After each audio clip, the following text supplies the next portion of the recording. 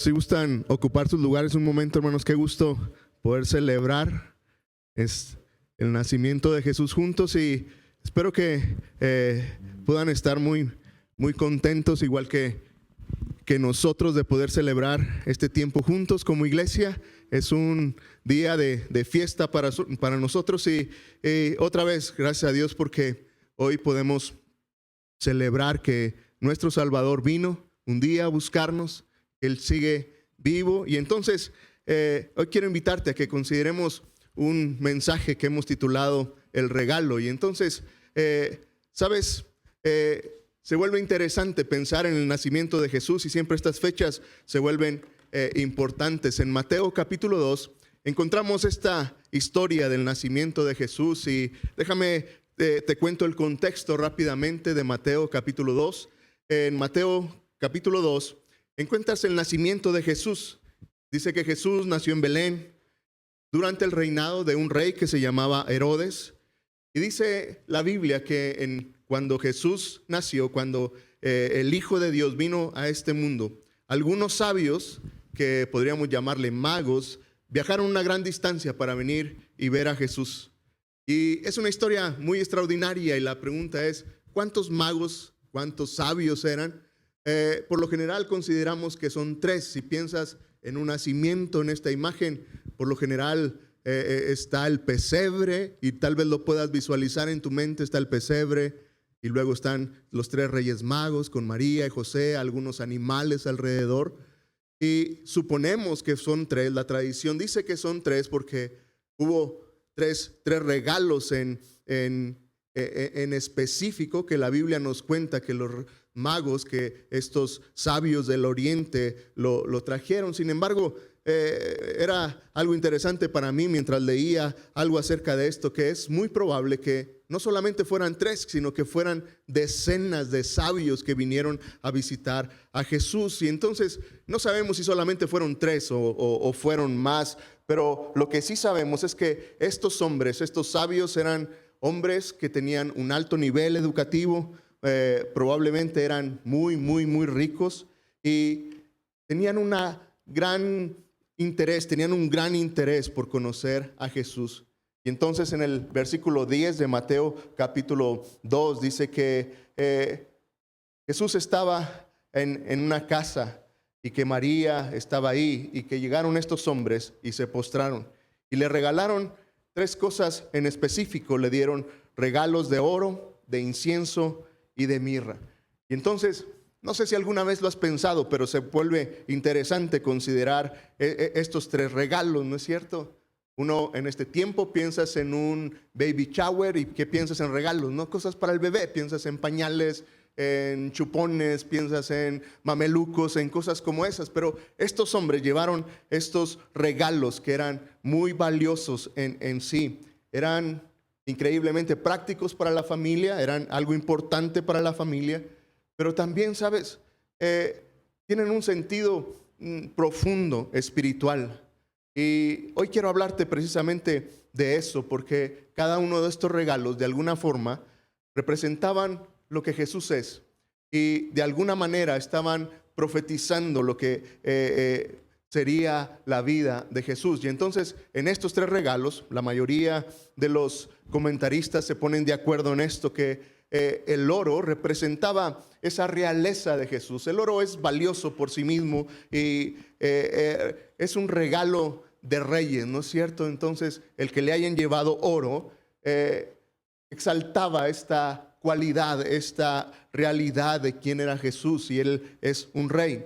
La mirra representaba a este siervo sufriente, representaba a este Cordero de Dios que sería sacrificado, que sería inmolado. Y el incienso representa a este Jesús como el sumo sacerdote. Y entonces, durante este tiempo, quiero hablarte de estos tres regalos, acerca de cómo estos magos, estos sabios del oriente, estos reyes magos, como quieras llamarlos, entregaron estos regalos. Sin embargo, tenían un sentido increíble. Y comencemos con el incienso. ¿Sabes? El incienso es un aceite que se dice que posee muchas propiedades terapéuticas. Hay muchas propiedades en esto, y lo que sí era interesante es que el incienso era uno de los regalos más caros, era algo muy, muy caro, y porque ayudaba a que las personas pudieran sanar. Es decir, otra vez, en medio de sus propiedades terapéuticas, el incienso era usado para curar enfermedades, para tratar heridas. Y otra cosa interesante es que el incienso era aquel aceite que usaban los sacerdotes durante el sacrificio, los sacrificios de los animales, para luego quemar el incienso.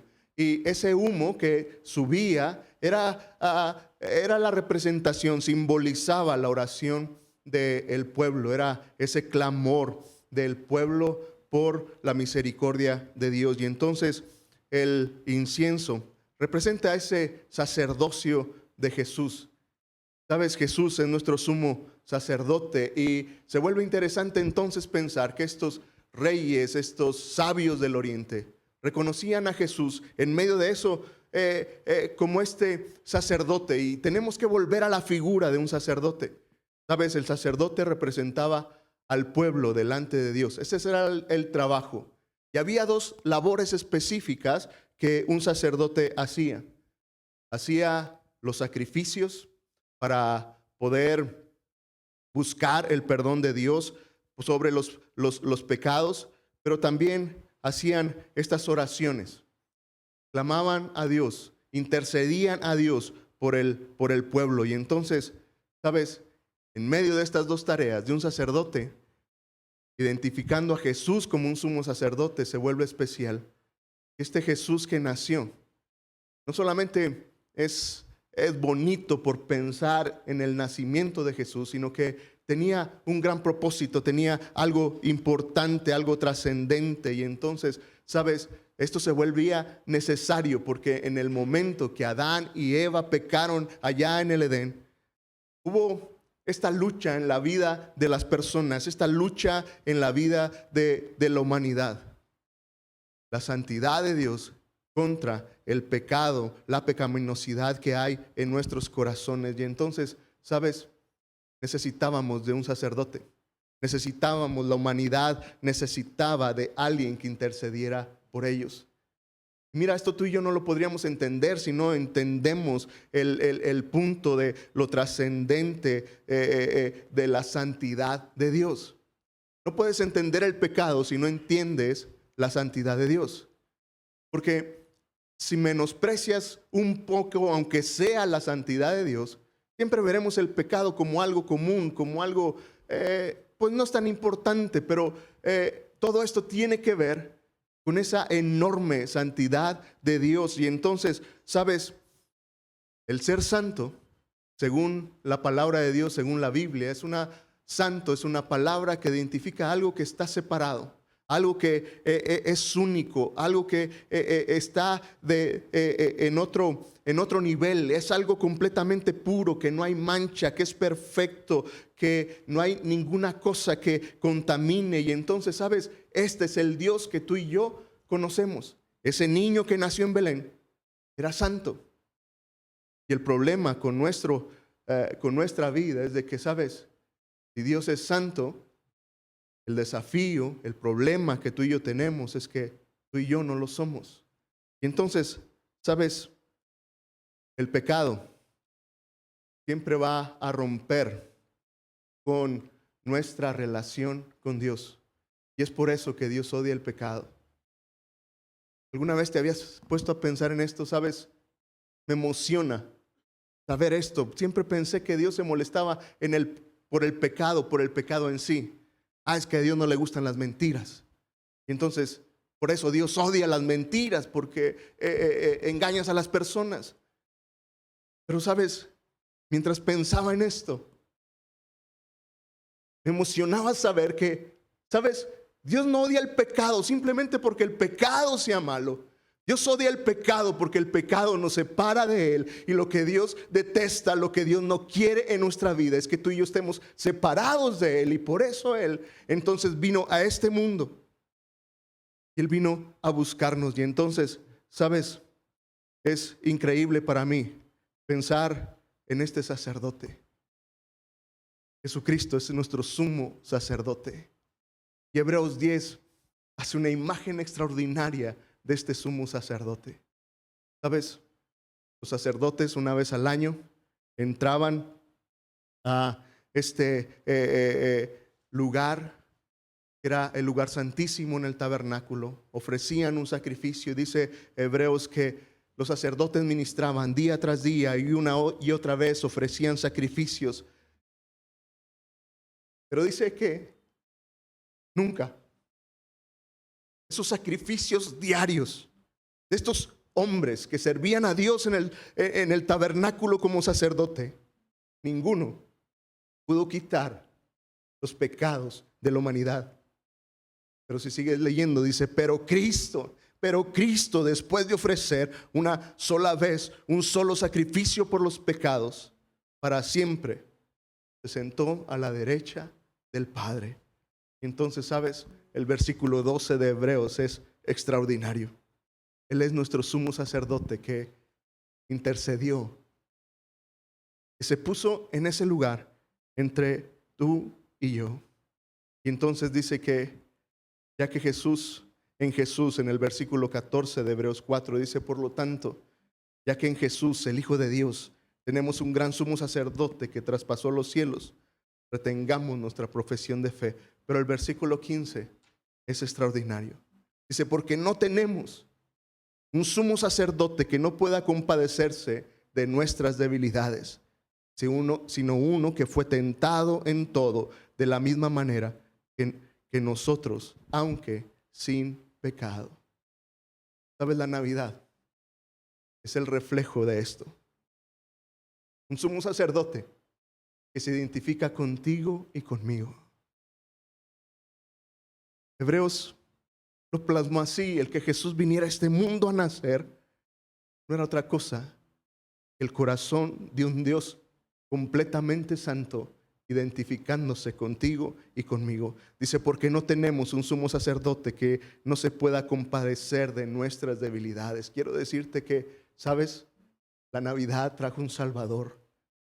Pero no es un Salvador lejano que compró un lugar en el cielo. Es un Dios cercano, un Salvador, un Redentor que te entiende. Y no sé cómo llegaste esta Navidad. No sé qué cosas hay en tu corazón, pero déjame decirte que Jesús es ese sumo sacerdote, es ese Salvador que se identificó contigo y conmigo en todas nuestras debilidades. ¿Te sientes solo? Jesús se sintió solo cuando fue rechazado por sus discípulos, cuando lo dejaron ahí. Fue traicionado. ¿Te han traicionado alguna vez? ¿Te sientes traicionado? Él fue traicionado por los que más amaba. ¿Te sientes que hay alguien que no te ama? ¿Sabes? Jesús resintió el rechazo de toda una multitud cuando gritaban, crucifíquenle. ¿Cómo te sientes? ¿Qué es lo que estás viviendo hoy? Déjame decirte.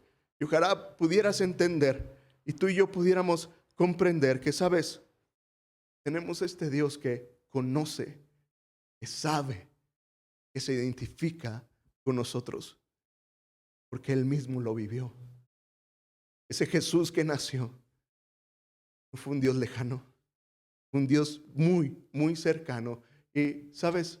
El siguiente versículo es extraordinario. ¿Qué podemos hacer, iglesia?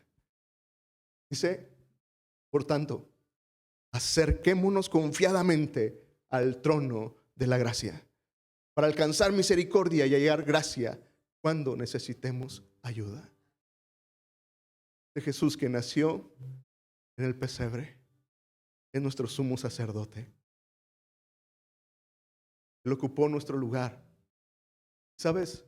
Un sumo sacerdote que se identifica contigo y conmigo al grado que vino a este mundo, tomó un cuerpo humano para conocer, para saber cómo pudiéramos sentirnos.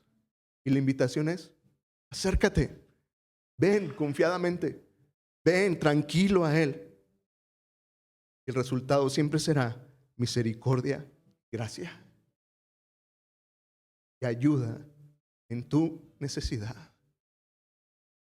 La invitación esta Navidad es, acércate a este Rey, vuelve a Él, encontrarás gracia, misericordia y ayuda, apoyo, socorro para ti y para mí. ¿Sabes? Si tenemos este Dios, ¿por qué no te pones de pie y juntos alabamos al Señor? Porque el día que Él vino a este mundo, fue este sumo sacerdote que tomó ese lugar para ti y para mí. Y bien, hermanos, seguimos pensando en estos tres regalos y en esta escena de los sabios del oriente, o los reyes magos como más comúnmente los conocemos.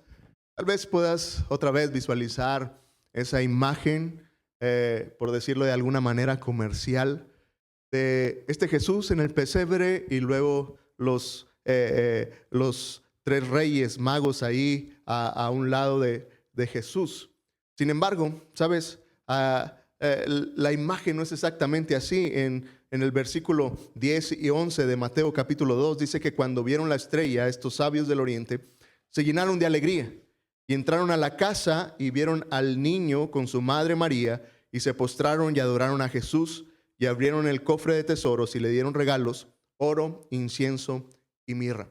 Y este solo versículo te va a cambiar la imagen. No es así como sucedió. Los magos no llegaron al pesebre donde estaba Jesús.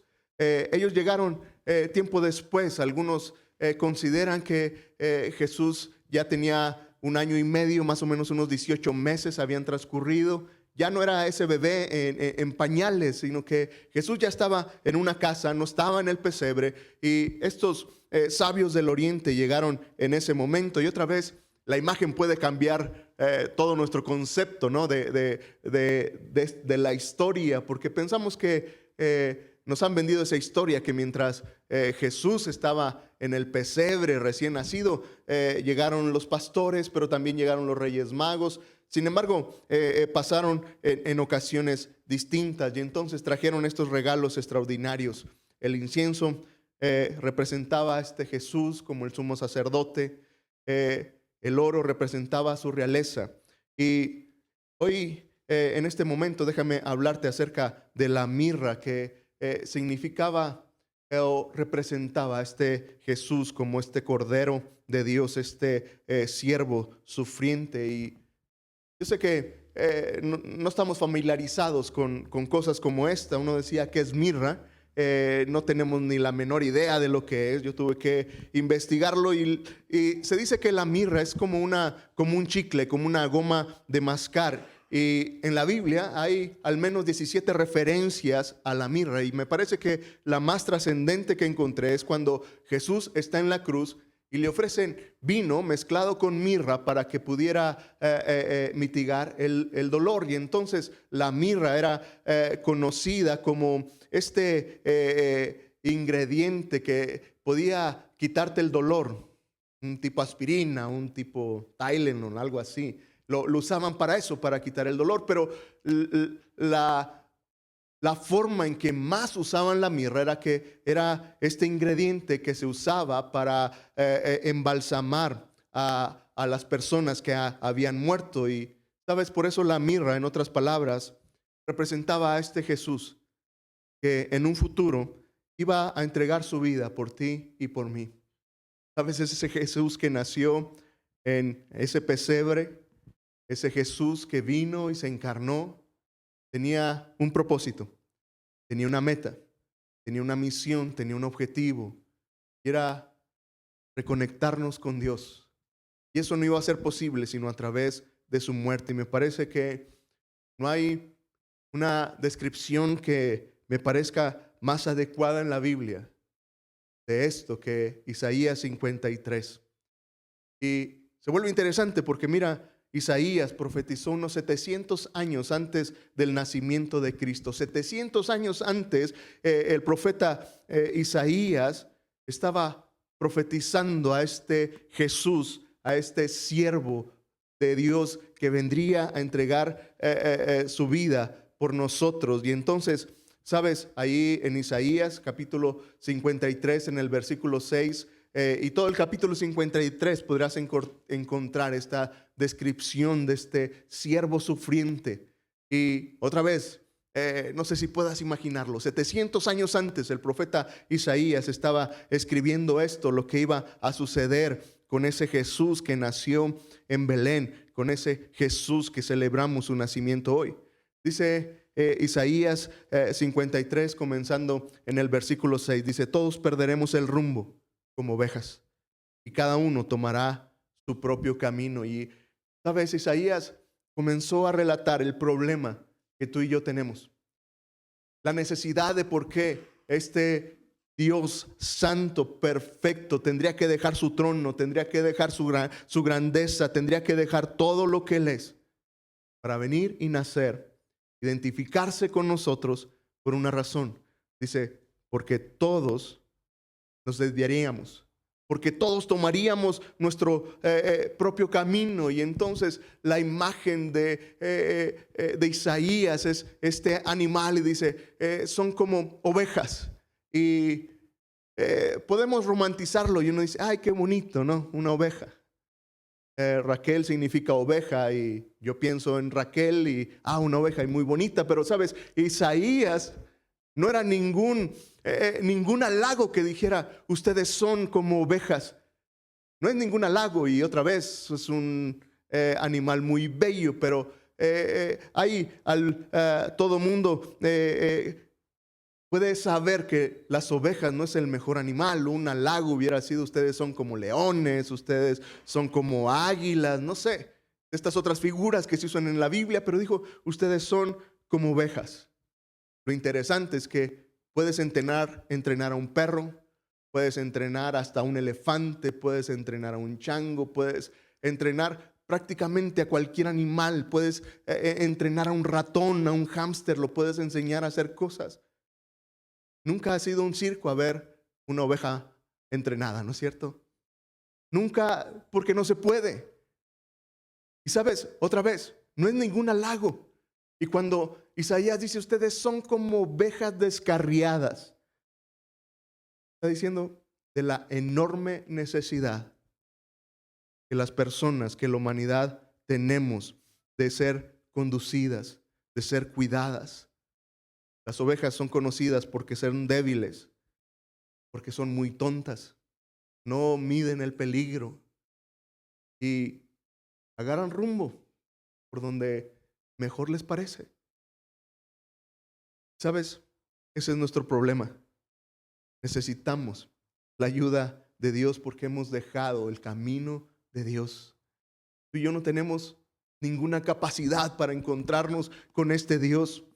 Tú y yo no tenemos ninguna capacidad para rectificar nuestro camino en nuestra sabiduría, en nuestra filosofía, en nuestra forma de pensar, en nuestra inteligencia. Nadie jamás podría decir, mira, soy bien inteligente y yo sé que lo mejor que puedo hacer en la vida será seguir a Jesús. No es cierto. Eso no proviene de tu inteligencia, no proviene de tu sabiduría, porque tú y yo somos como ovejas que nos descarriamos y necesitamos esa ayuda de este Salvador. Y entonces, ¿sabes? En medio de todo eso, dice que este Salvador, dice, todos nos descarriamos, todos perdemos el rumbo, dice, pero el Señor descargará sobre él todo el peso de nuestros pecados. ¿Sabes?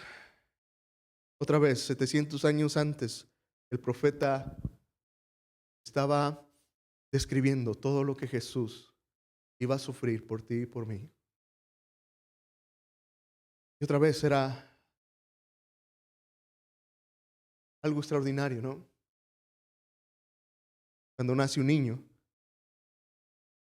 nadie jamás le desearía una mala vida. Cada vez que presento un niño, mi oración y mi deseo de ese bebé con días de nacidos es: Dios, dale una gran vida, que te conozca, que sea sano. Pero este niño nació, tenía un futuro que alguien pudiera pensar, que alguien pudiera anhelar. ¿Sabes? Hasta que no entendemos lo que Jesús hizo por ti y por mí, podremos responder a la pregunta: ¿por qué seguir a Jesús? ¿Por qué deberíamos dedicar nuestra vida a Él? Que no entiendes todo lo que Jesús sufrió. ¿Sabes? Es algo que tú y yo no pudiéramos describir y no tengo palabras para decirte todo lo que sufrió, pero menos déjame intentarlo. Y me parece que eso fue lo que el profeta Isaías hace en estas palabras del capítulo 53. No sé si puedas imaginar, todo comienza ahí en el Getsemaní. Dice que Jesús le confiesa a sus discípulos, sabes, hay una angustia que me lleva a la muerte, estoy muy angustiado. Y su oración al Padre era: Dios, ¿podrías pasar este evento? ¿Podrías quitar este sufrimiento? Y dice que mientras estaba ahí clamando, derramó estas gotas de sangre como sudor. Y es algo médico, es algo que sí sucede, no es algo otra vez místico, ni es nada que no pudiera ser posible. Según los médicos, es algo que se llama hemosiderosis, algo así. Es cuando tienes tanta presión, hay tanta angustia en ti que puedes sudar sangre. Jesús comienza su dolor en medio de eso. El clamor es: Dios, pasa de mí esta copa. Luego, después de eso, por si eso fuera poco, uno de sus discípulos, Judas, lo traiciona con un beso. Es arrestado injustamente, violando todos sus derechos humanos. Lo atrapan y comienzan a humillarlo, lo desnudan y lo exhiben públicamente. Es humillado, avergonzado. Le ponen una corona de espinas en su cabeza, y dicen la mayoría de los historiadores es que lo golpeaban una y otra vez con anillos en sus manos que lo desfiguraron. Y Isaías, esa es la imagen que presenta. Dice, en medio de los golpes no podías identificar quién era, lo desfiguraron. Tantos golpes en la espalda. Algunos están de acuerdo en que sus órganos estaban expuestos. Y saben, no solamente eran los golpes. Dice que Isaías describe toda esta escena tan tremenda. Y dice que en medio de todo eso era una vergüenza pública. Y le pusieron una cruz y lo hicieron caminar hasta este monte llamado de la calavera, el Gólgota. Y otra vez, para humillarlo, mientras reflejaba ese sufrimiento, esa debilidad. Y tomarían unos clavos, llegando a este cerro de este monte del Gólgota, comenzarían a clavarlo en aquella cruz. No sé si alguna vez te has pegado con un martillo en la mano. Ya de por sí duele, ¿no es cierto? Imagina sentir clavos traspasando las muñecas y los pies de este Jesús por algo que Él no había hecho. Todo esto fuera poco, ¿sabes? El dolor no era solamente físico. Parece que el dolor más fuerte de Jesús fue que cuando Él cargó con toda nuestra maldad, Él se separó de su Padre. Dice el apóstol Pablo que el que fue sin pecado fue convertido en pecado. El mayor sufrimiento de Jesús fue la separación por el pecado de su Padre. Por eso clamó: Padre, ¿por qué me abandonas? Padre, ¿por qué me has dejado? ¿Sabes? Otra vez, todo esto fue porque Él cargó con todo nuestro pecado. Todo lo malo que tú y yo hemos hecho. Todas nuestras mentiras. Todo nuestro egoísmo. Con todo la envidia que puedes sentir por alguien. Todas esas malas palabras que has dicho. tus malos deseos que has tenido sobre alguien. La idea de que puedes vivir sin Dios. Todo eso Él lo cargó. ¿Sabes? Pensar en que Jesús vino a eso es extraordinario para mí. Otra vez, Jesús lo tenía en claro.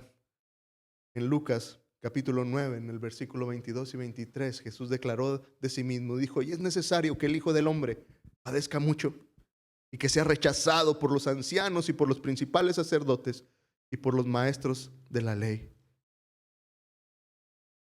Pero luego siguió diciendo, y entonces dijo, quieren ser mis discípulos. Ustedes quieren ser mis discípulos y sabes otra vez hasta que no entiendes todo lo que Jesús sufrió. Es que tú y yo podemos decidir entregar nuestra vida a Él. Que sabes, Jesús dijo, si ustedes quieren ser mis discípulos, vayan a la iglesia los domingos y escuchen un bonito mensaje y está bien. Ustedes quieren ser mis discípulos, levanten la mano cuando el pastor les diga, haz una pequeña oración y te convertirás en mi discípulo. Él no dijo, quieren ser mis discípulos, entonces lean la Biblia y ora todos los días y te convertirás en mi discípulo. ¿Te das cuenta? No dijo eso. Él dijo, ustedes quieren ser mis discípulos, niéguense a sí mismos, tomen su cruz y síganme.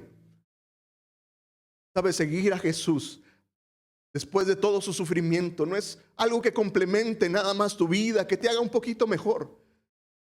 Hoy lamentablemente podemos pensar así del cristianismo, decir, ay, soy cristiano porque es muy bonito ser cristiano. Soy moralmente mejor que otros. Pero sabes, Jesús dijo, ¿quieren ser mis discípulos? Entonces, toma tu cruz, niégate a ti mismo, es decir, muere a tus deseos, a tus principios, a tus anhelos y entrega tu vida entera a Jesús. Y entonces vuelve la pregunta, ¿y por qué lo harías? ¿Por qué morir a ti mismo? ¿Por qué negarte a ti mismo? Que sabes, el Salvador, ese rey que vino a nacer a este mundo, a identificarse contigo y conmigo, lo dio todo por ti y por mí.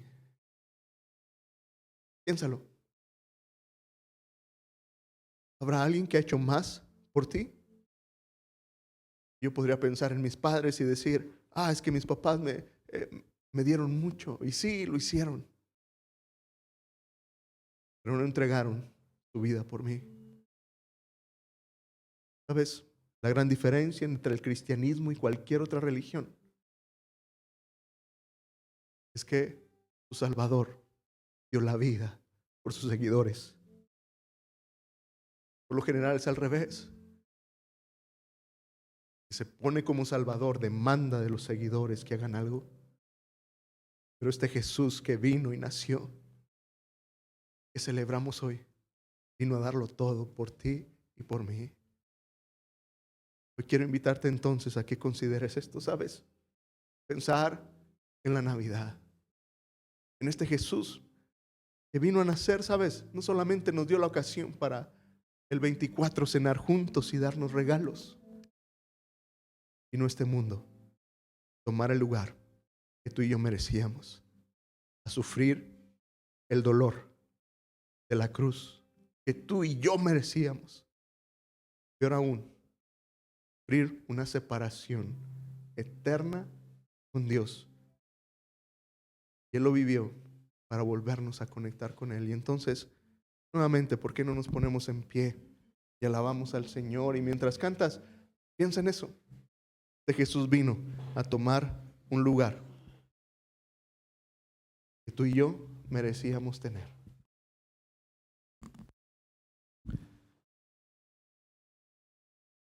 Luego, en medio de todos estos regalos, estaba el oro. Y llegamos a esta última parte de este regalo tan especial. Y, ¿sabes?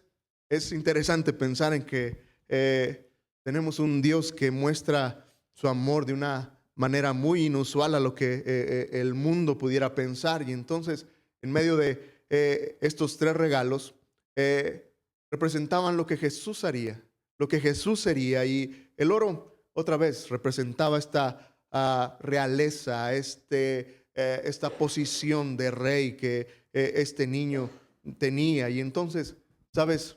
Este es un rey como ningún otro. Jesús es un rey extraordinario. Ningún rey es como él. Y el apóstol Pablo, allá en Primera de Timoteo, capítulo 6, versículo 15, dice que el cual, está hablando de Jesús, está hablando de Jesucristo, dice, el cual a su debido tiempo mostrará el bienaventurado y solo soberano Rey de reyes y Señor de señores. Y sabes, el apóstol Pablo diciéndole a su discípulo Timoteo, no puedo encontrar mejores palabras para describir la calidad de rey. Dice que es soberano, Rey de reyes y Señor de señores. Es decir, no hay ningún rey como él.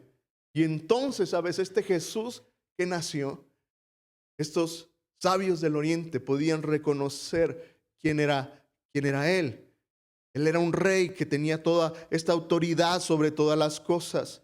Era un rey que no habría otro como él. Lo interesante de todo esto es de que el pueblo de Israel esperaba, sí, a un rey.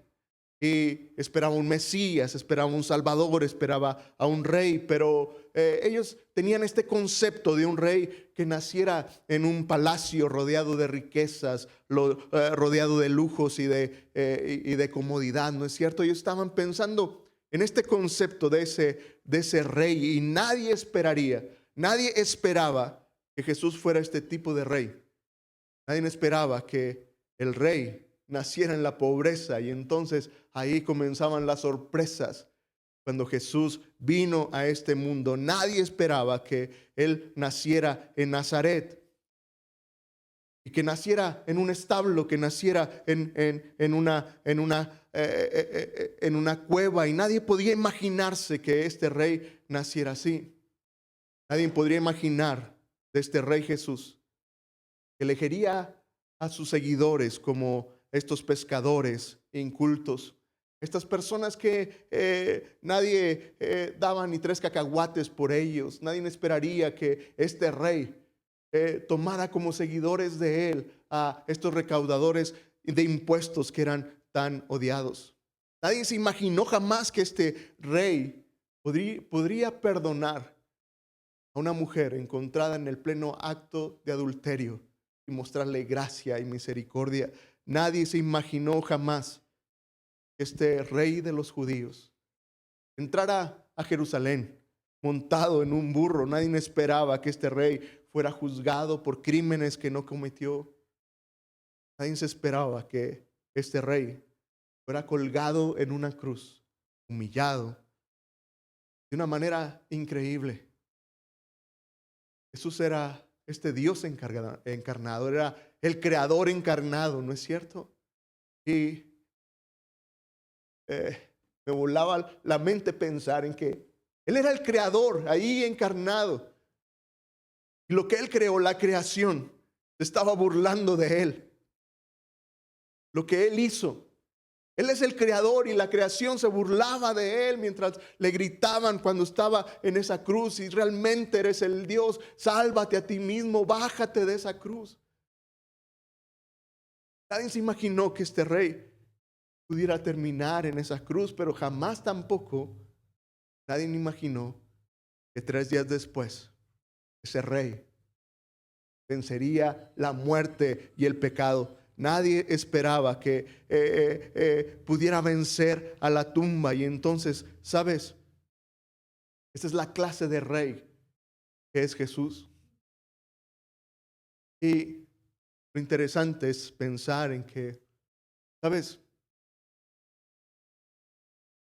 ¿Cómo respondemos a este rey? ¿Cuál puede ser la actitud que tú y yo pudiéramos tener? Y ¿sabes? Me parece que cuando Jesús nació, al menos hubo 3 respuestas que las personas expresaron y que Aun cuando parezca raro, después de más de 2000 años, estamos aquí y me parece que la reacción de muchas personas hoy es igual. ¿Sabes? Hoy quiero hablarte de cómo la gente puede responder a este rey. Y la primera respuesta está representada por el rey Herodes. ¿Sabes? El rey Herodes se opuso al reinado, a este rey de Jesús. Él quería proteger su reino, él quería guardar lo que él tenía. Y si recuerdas la historia, Herodes mandó matar a todos los niños menores de 2 años porque quería proteger su reino. Y sabes, esta es una respuesta muy, muy común en nuestros corazones hoy en día.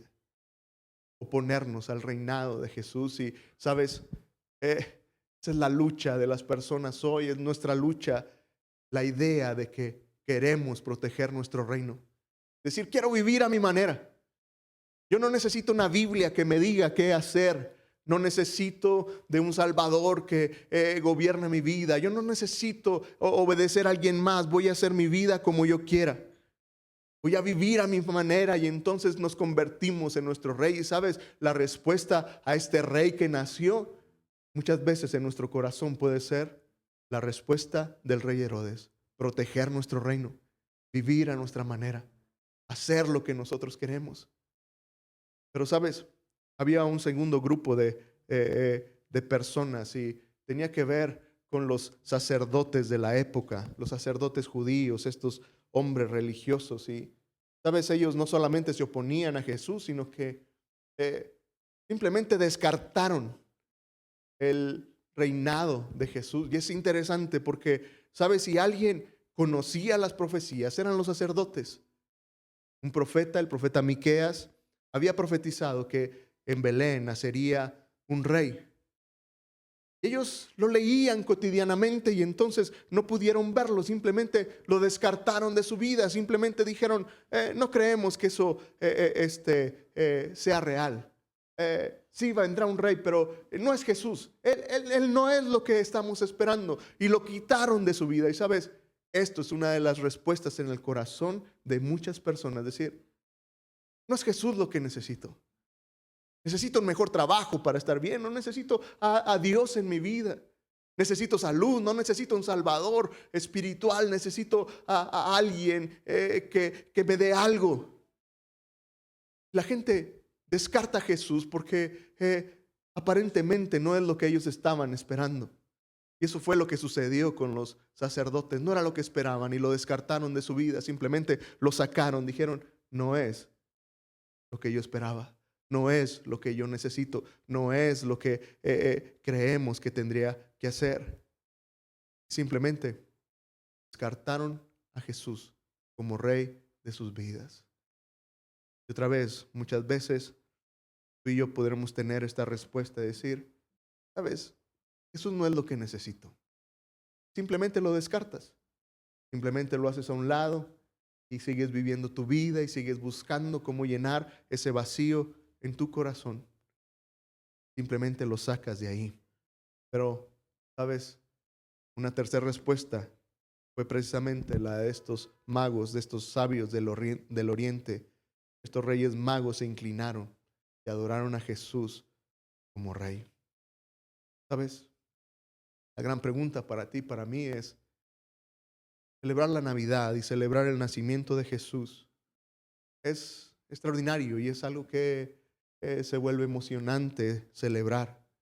Hay mucho tiempo familiar, hay prosperidad porque tenemos más dinero de lo común con aguinaldos y cosas como esas. Hay ciertas oportunidades de ver a familia que hace tiempo que no ves y la Navidad tiene lo suyo a su alrededor, pero, ¿sabes? La Navidad requiere una respuesta de nuestro corazón. Requiere una respuesta, el celebrar el que Jesús nació, este rey, este sacerdote, este cordero de Dios, requiere una respuesta y Él es el rey. Entonces, Tengo curiosidad. ¿Cuál será tu respuesta en medio de tu vida?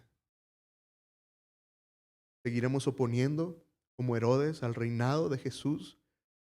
Mira, déjame decírtelo así como va. Y muchos de nosotros estamos aquí en una iglesia y cantamos y no hay un domingo que nos perdamos, pero en el corazón sigues haciendo tu voluntad. Sigues viviendo como tú quieres y sigues tomando tus propias decisiones. ¿Sabes? Otra vez, sería muy bueno preguntarnos cuál será nuestra respuesta. ¿Nos vamos a oponer al reinado de Jesús como Herodes?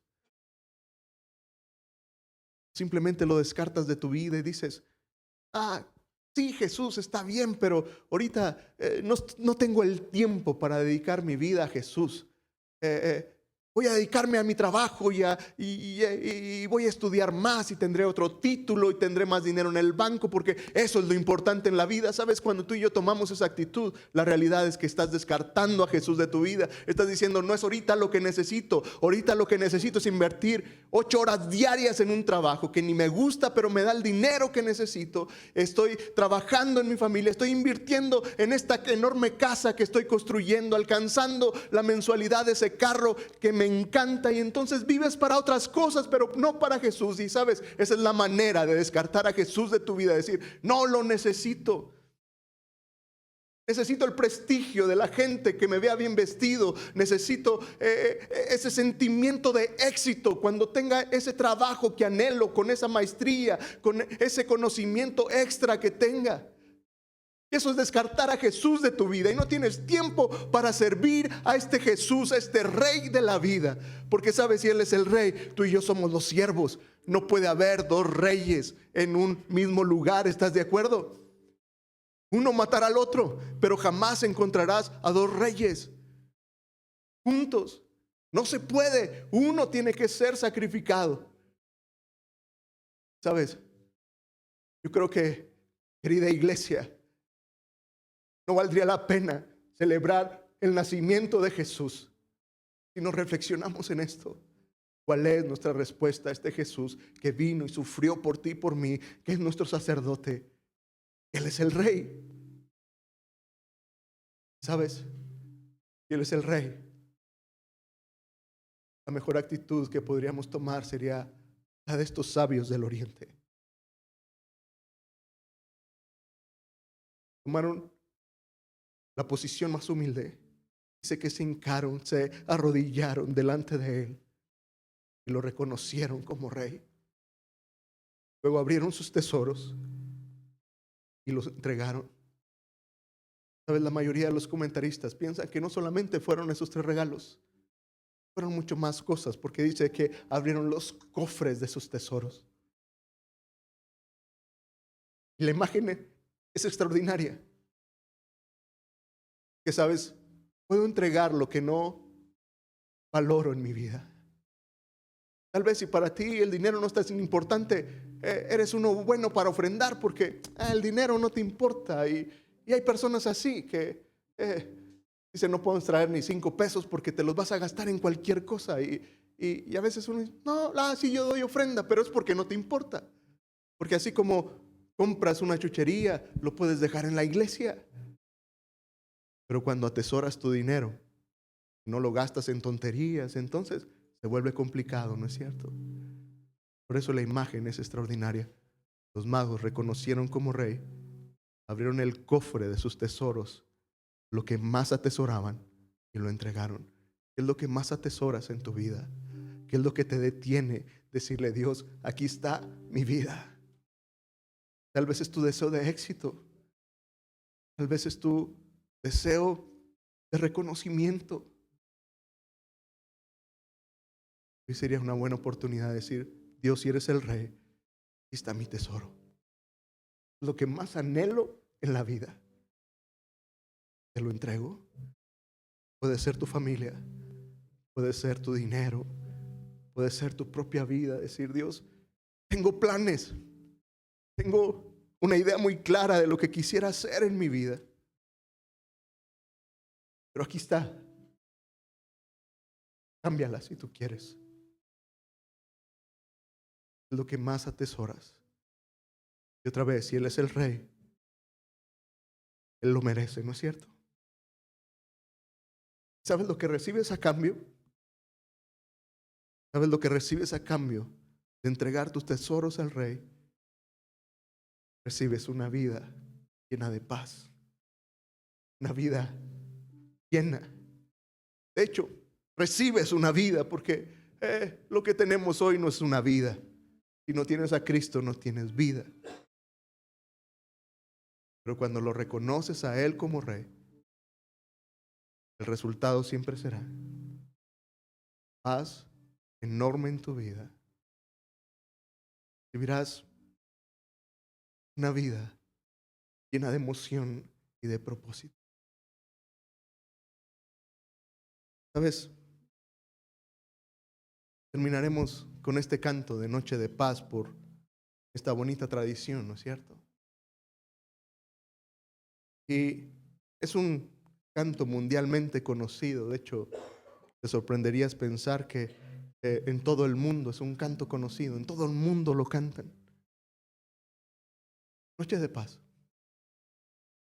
Describe este nacimiento de Jesús que vino a traer esta paz, pero también una vida extraordinaria para ti y para mí.